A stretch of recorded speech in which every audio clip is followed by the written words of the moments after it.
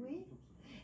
Vous gérez 8 hôtels et plus des magasins et des restaurants.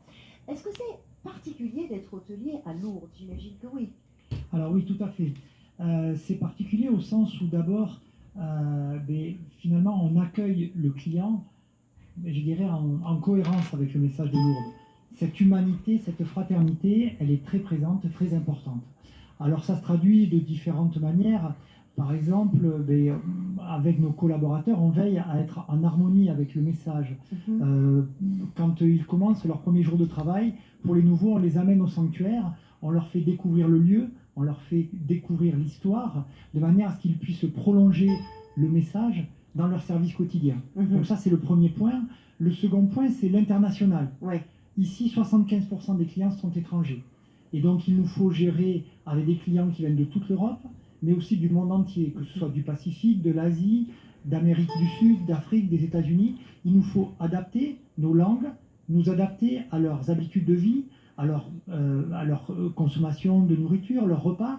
Et ça fait de Lourdes, finalement, un lieu très accueillant où on est en respect les uns des autres et nous, on est en proximité de ces clients.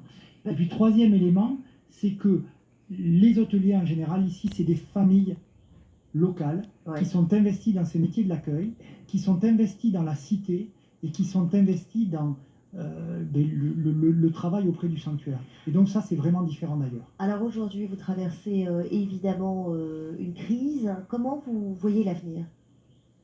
Alors oui, alors ça a été très brutal, hein, c'est-à-dire qu'en mars, tout s'est arrêté, des annulations de groupes, le sanctuaire qui ferme, donc aujourd'hui c'est terrible, la fréquentation c'est 10% de ce qu'on avait l'habitude de connaître.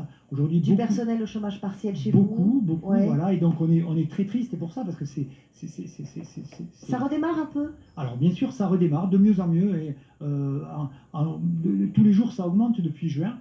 Et alors, aujourd'hui, l'avenir, nous, on a réouvert un établissement, l'hôtel Panorama. On a une certification Covid Safe pour faire en sorte de garantir la sécurité des visiteurs et puis de notre personnel. Et puis, aujourd'hui, on travaille sur le futur. Et le futur, c'est finalement la redéfinition de Lourdes. D'abord, Lourdes, ça va se prolonger au-delà du mois d'octobre, puisque aujourd'hui, il y a des cérémonies, des groupes qui vont venir en novembre. Le 8 décembre, pour la fête de l'Immaculée Conception, il y a un gros pèlerinage italien. Au mois de février, mi-février, il y a un gros pèlerinage français, le Fraternel, 10 000 jeunes qui vont venir d'Île-de-France. Et puis c'est aussi, je dirais, tous les visiteurs qui viennent à Lourdes sur le chemin des Pyrénées.